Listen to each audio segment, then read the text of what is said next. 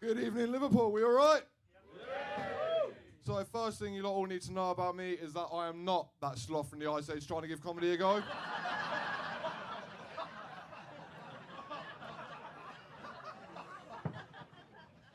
Second thing you need to know about me is that I am not like most 35-year-olds, and that is because I'm 28. And I recently came to terms with the fact that I'm not making it to 100 years old. So instead of having a midlife crisis, I'm just going to be in constant crisis. And I try to live a rather simple life, to be honest. I live at home with just me and my furry little friend. And I want to clarify that I have a dog and not a midget with a weird kink that I keep in a cage. I allow Kevin his freedom. But no, I decided to get a dog about 7 or 8 years ago, round about the time I decided to stay single. I've decided to stay single. It's not down to the fact that I can't find someone to date a man that looks like a cross between Christian Bale in The Machinist and Gollum from Lord of the Rings. But no, I do love my little dog. I decided when I got him I was going to go down the rescue route, which does seem quite loving, quite wholesome and sweet. But ultimately we are kidnapping and keeping an animal hostage until they develop the most severe case of Stockholm Syndrome. Mind you, in my eyes, it is better than the retail option, where you spend countless amounts of money on an animal, essentially traffic them into your house like the Animal Kingdom variant of Andrew Tate.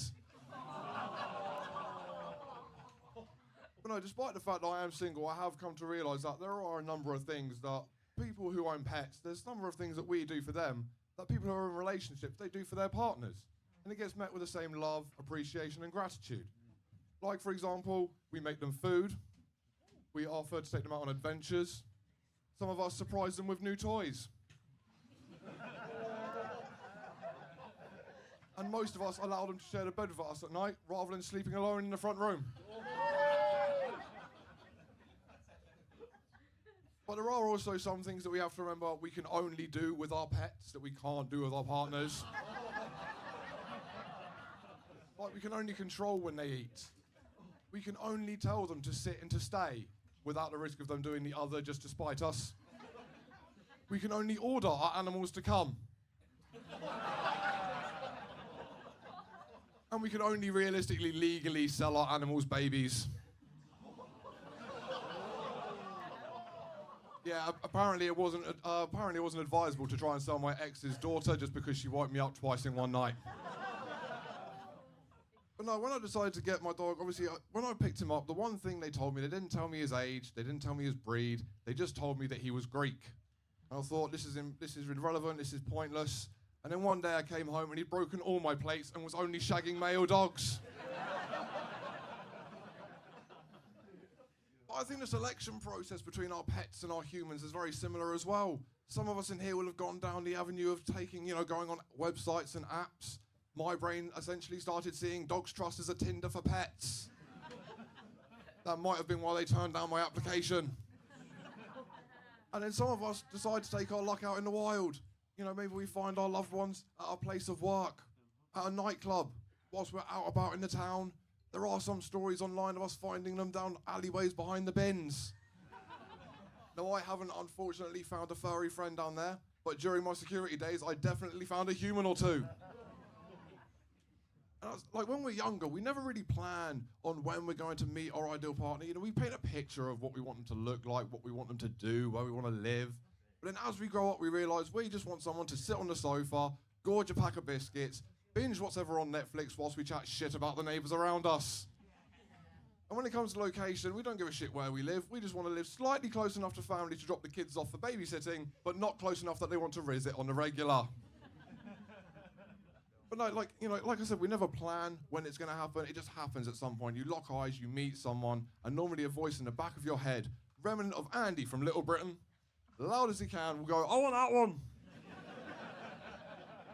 And in some special cases, i.e. me, at 20 years old, you'll say to a woman you really enjoy being in the company of, you really like her, you will say the magic words, I like you, in it. Now, I know I might be in Liverpool, but I'm pretty sure no woman has ever been impressed, wooed, or even liked a sentence that ends in the word in it. Unless, of course, she is dressed head to toe in a tracksuit, with the accompanying man bag and trainers, in which case our favourite word is also probably bruv. you know, we do ask ourselves these questions though. Am I with the perfect human? Am I with this person I want to spend the rest of my life with? Do I maybe one day want to host the overly expensive, overly pointless party where one of us changes our name? When we could realistically just spend 20 quid on Depot and go down the pub. Much more cheaper and much more easily accessible for our family and friends.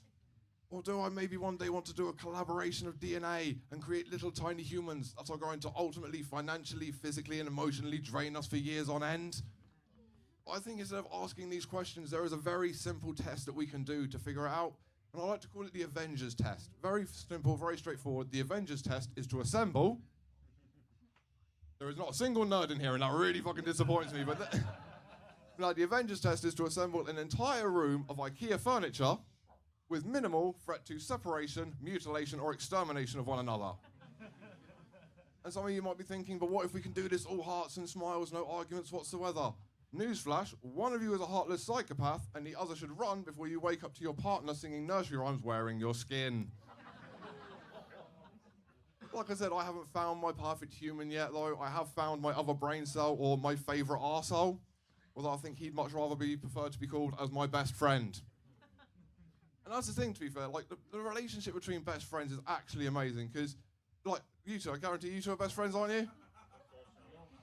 Unfortunately, this is literally perfect point. So when I come to guy best mates, if you was to describe each other, probably 3 words, how would you describe your best mate? Bit of a wanker. Literally perfect case in point, but I can guarantee you, if I was to come up to you randomly, you not know who I am, and call him a bit of a wanker, I'd be offered outside. Whereas if I was to go to a lovely woman in this room, if I was to ask you how would you describe your best friend?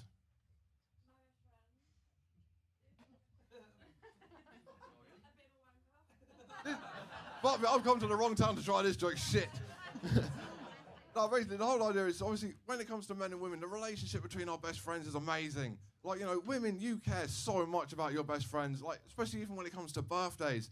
Like, you can remember the time, the date, and with a little bit more thought, Jesus Christ, I'm tripping over the mic here. With a little bit more thought, you could probably even tell us the weight and what hospital they were born in. I guarantee if I was to ask these two right here, they're checking each other's Facebooks and praying to fuck that they put the right day, because I guarantee he looks like he put about 1952 just so we can get served. And when it comes to birthday celebrations, man, we don't give a shit. We'll put a little post on Facebook wall, maybe send him a message, invite him down the pub, and ridicule him until he's nothing but tears and wanted to slit his own wrists. But women, on the other case, you can't just celebrate over a day. No, that'd be too easy. You have to celebrate over the weekend, the week, and God forbid you are able to incorporate your month into the goddamn name. Oh, Sean is born in the middle of January. We're all going to Madrid for the month, and we're not calling it Seanuary. Sod off, Susan! Could you imagine if a bloke tried to pull that shit?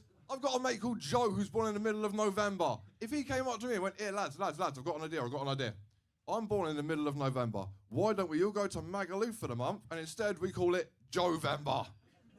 Joe would be left duct taped in his boxers to a lamppost while we fuck off to Magaluf without him. But I genuinely, like, I always have struggled in relationships, mainly because of the way that I see the world. But, like, I do love my dog more than anything. I'm happy with just me and him. And some people would say that I love my dog a little too much. I don't think so. I mean, yes, okay, when I left, he was currently curled up on his bed with a mountain of toys, treats, and dog music on YouTube because he has separation anxiety. But I don't think that's too much. I think licking peanut butter off each other's balls might be what they're referring to. Oh, I'm joking. He hasn't got balls, it's just a flat sack. Not half as appetizing. But speaking of dog's bollocks, why is it that when something's top tier, absolutely amazing, the best of the best, we call it the dog's bollocks? But when something's dreadful, utterly shit, can't get any worse, we just call it bollocks. Like, who deemed their balls better than ours? Is that maybe subconsciously why I got rid of them? I was inferior and jealous of his tiny little furry nuts. And I feel sorry for other animals, because they never get used in this capacity, do they? Oh, how's the new car, mate? Oh, it's the absolute dolphin's blowhole. Oh, how was the festival? Absolute chicken's cloaca.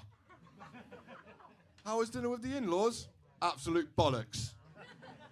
But no, genuinely, and I think if anyone was to ask me, how was my time at Liverpool, how was my time in Liverpool, how was my time at the Hot Water Comedy Club, how was the audience, I would genuinely have to say you lot have been the absolute zebras, Fanny.